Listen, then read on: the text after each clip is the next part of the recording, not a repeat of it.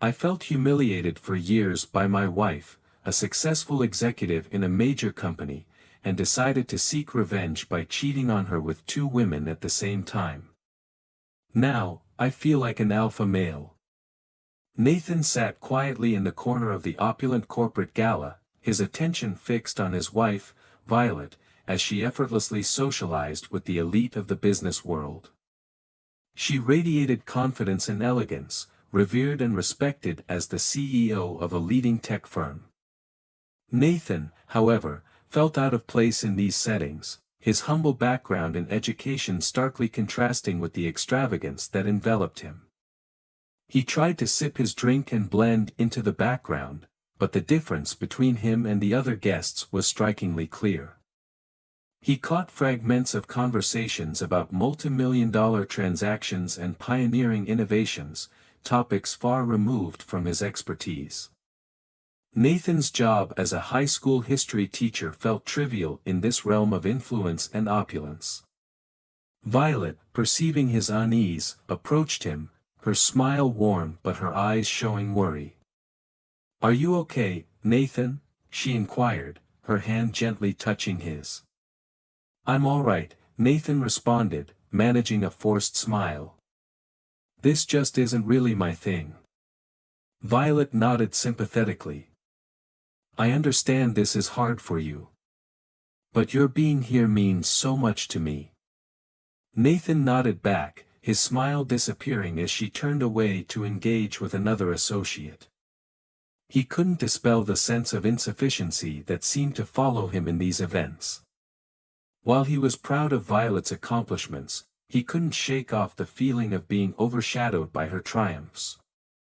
As the night progressed, Nathan found himself isolated once again, his thoughts drifting back to the numerous instances he had felt disregarded and underrated in similar scenarios. He recalled the dismissive glances, the belittling inquiries about his profession, and the subtle digs at his simple job. It wasn't just strangers who made him feel this way. Occasionally, he detected similar undertones in Violet's casual comments, though she always claimed she meant no offense. On the drive home that night, the silence in the car was palpable. Nathan's thoughts were a whirlwind of bitterness and pain.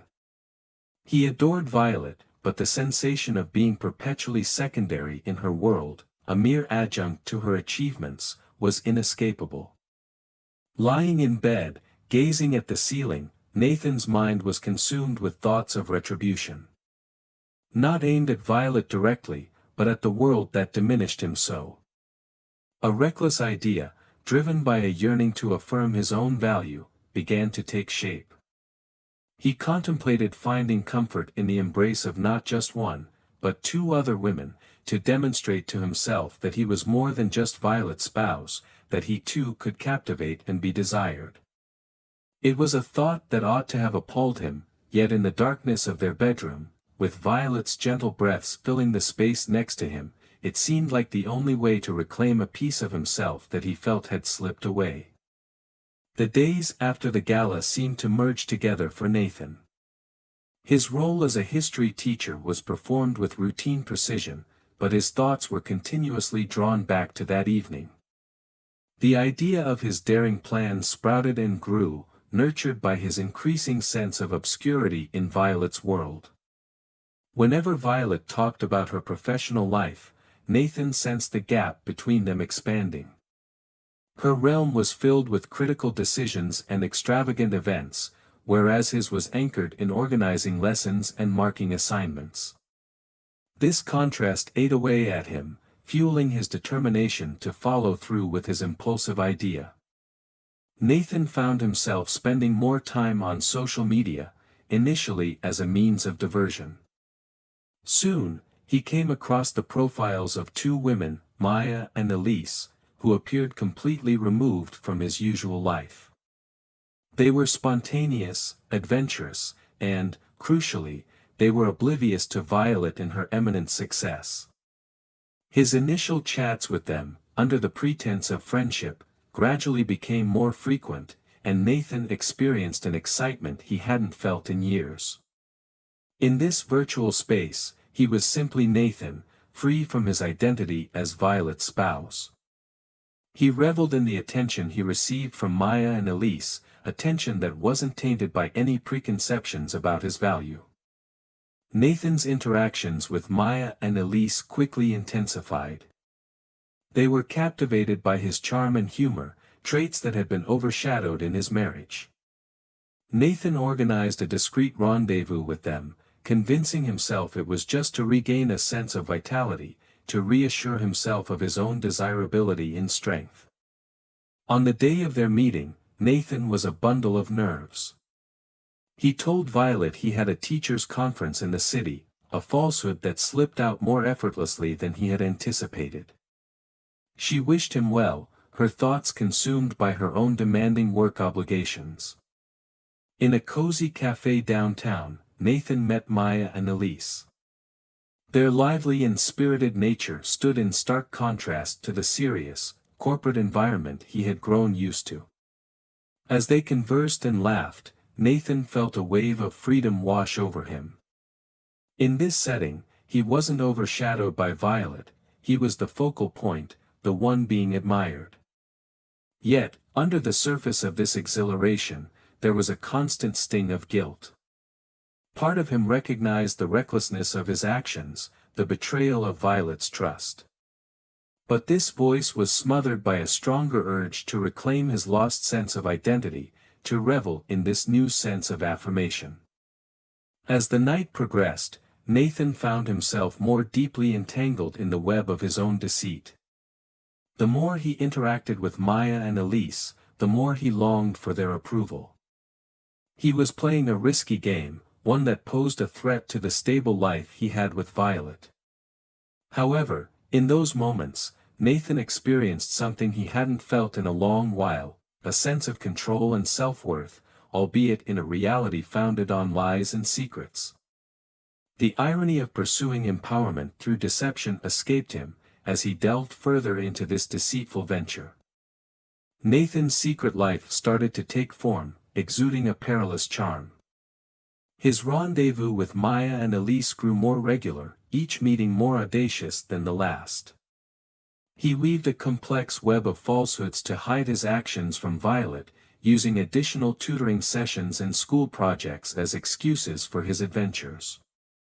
The initial remorse that had once troubled his conscience slowly faded, eclipsed by the exhilarating thrill of his clandestine encounters. In Maya and Elise's company, Nathan found the acknowledgement he had desperately sought.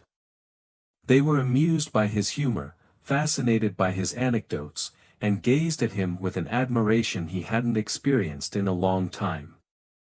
He indulged in this fresh wave of attention, relishing in being appreciated for himself, independent of his association with Violet. However, as his liaisons intensified, so did the intricacy of his deceit.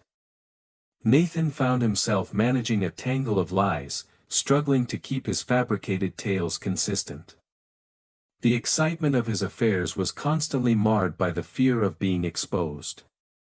He started to see the effects of his duplicity in his interactions with Violet. Their conversations became tense, and he often seemed aloof and distracted. Violet, deeply engrossed in her demanding career, noticed a change in Nathan but assumed it was due to work-related stress. She tried to bridge the growing gap between them, proposing weekend trips and romantic evenings, but Nathan's thoughts were elsewhere. The rift between them deepened, an unseen barrier amplified by Nathan's betrayal. Simultaneously, the dynamics with Maya and Elise began to change. What started as casual flings slowly transformed into more intricate relationships.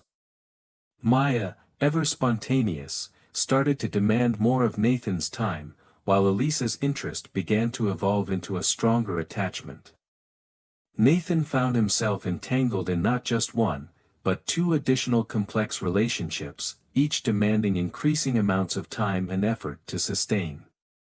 Nathan began to realize the gravity of his circumstances. He was living a life that contradicted his principles, a life filled with falsehoods and deception. Yet, the idea of ending these relationships filled him with fear. He was apprehensive about losing the sense of authority and validation he gained from them. The affairs had become an addiction, and he was helplessly dependent on them. As Nathan's double life became more elaborate, so too did the risk of being uncovered. He started slipping up, forgetting an alibi, leaving a text message exposed.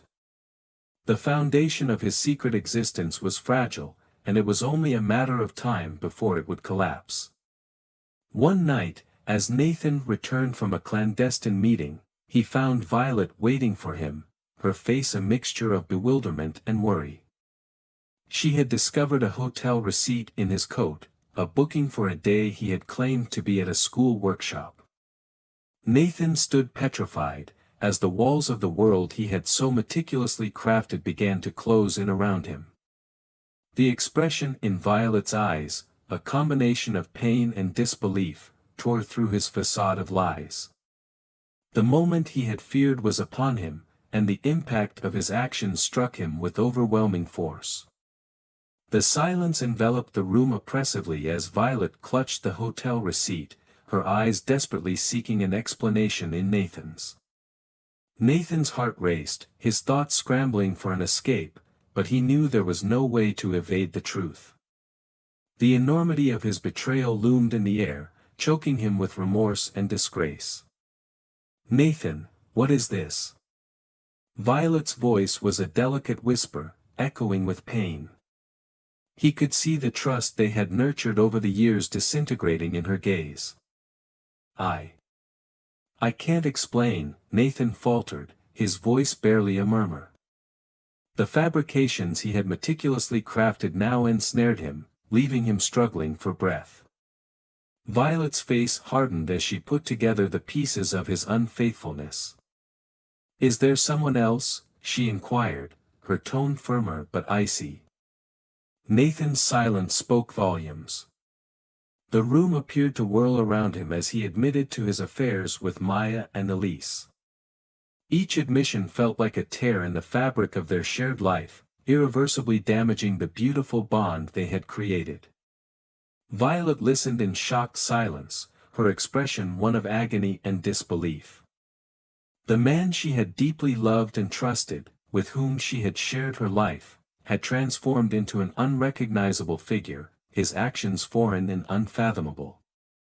As the truth of Nathan's deceit settled in, Violet was engulfed by a flood of emotions.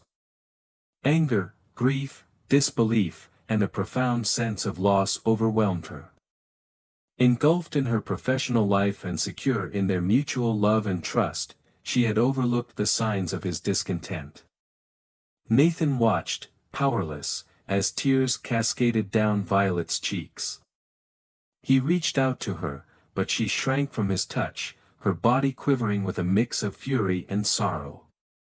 "How could you do this to us?" she cried, her voice cracking. Nathan had no defense. The justifications that once seemed reasonable now rang hollow and self-centered. His quest for validation and dominance had led only to devastation and loss. The ensuing days were a haze of sorrow and remorse. Violet moved out to stay with a friend, seeking space to digest the betrayal. Nathan remained in their house, each room reverberating with memories of their shared existence, now marred by his deeds. Confronted with the aftermath of his choices, Nathan acknowledged the extent of his error.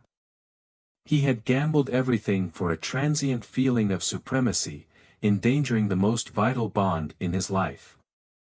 The women he had turned to for comfort now served only as bitter reminders of his lapse. In the loneliness of their home, Nathan pondered over his actions. He recognized that his insecurities and envy had led him to undermine his own marriage. The sense of empowerment he had pursued in the affair was but an illusion, leaving him more hollow than ever. The chapter concludes with Nathan grappling with the stark reality of his actions. He acknowledges the need to address his insecurities and seek redemption, though uncertain if the damage to his marriage is irreparable. The once robust and affectionate relationship with Violet now lies in tatters, a testament to the destructive nature of unaddressed insecurities and misguided vengeance. Days merged into weeks, and the rift between Nathan and Violet widened profoundly. Their home, once brimming with laughter and affection, now stood as a melancholic testament to their shattered bond. Nathan, who had initially sought relief from feeling eclipsed, was now consumed by a deep sense of regret and yearning. Violet, after taking time apart to contemplate, returned to their home, not as a partner but as an individual seeking closure. She had endured endless nights grappling with her feelings, attempting to comprehend the dramatic unraveling of their love. The sting of betrayal was acute, but over time, it yielded to the acknowledgement that their lives had taken unalterably separate paths. When they eventually sat down to converse, the atmosphere was laden with both sorrow and acceptance.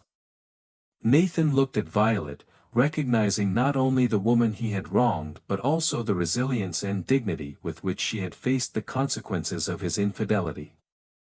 "I've given us a lot of thought," Violet initiated, her voice firm yet laced with melancholy. "And despite the hurt, I believe we can't return to what we once had." Nathan nodded, emotion constricting his voice. "I realize I've caused irreparable harm," he murmured. "I'll forever regret that. I don't seek forgiveness or a second chance. I just need you to know how deeply sorry I am." For hours, they delved into the memories of their shared life, alternating between laughter and tears, grieving what they had once cherished. Yet beneath their grief was a mutual recognition that their shared journey had concluded. The decision to divorce, though agonizing, emerged as a joint resolution. It represented a painful but essential stride towards healing and progression. Throughout the divorce process, they maintained a demeanor of respect and courtesy, reflecting the love and camaraderie that had once been their union's cornerstone. Nathan vacated their shared residence, taking not just his possessions but also a heart heavy with remorse. The affair, which had begun as a misguided search for affirmation, had cost him the most significant relationship in his life. He came to understand that true fortitude didn't lie in external validation but in facing and overcoming one's own insecurities and shortcomings. Violet, meanwhile, embarked on a path of self-exploration. The end of her marriage marked a crucial juncture, prompting her to reassess her life's priorities and the equilibrium between her personal and professional spheres. She sought comfort in her career while also consciously striving to forge stronger connections with friends and relatives. The narrative concludes with Nathan and Violet advancing on separate paths, each armed with insights from their past. Nathan pursued therapy to confront his insecurities and committed to not letting his ego dictate his future actions. Violet gleaned the significance of open communication and vulnerability in relationships. Their romance concluded, not with a dramatic finale, but with a serene acknowledgement that some journeys are meant to part ways. The last chapter of their matrimony concluded with the signing of the divorce papers, signaling the start of new chapters in their individual lives, chapters filled with growth, comprehension, and prospects for the future.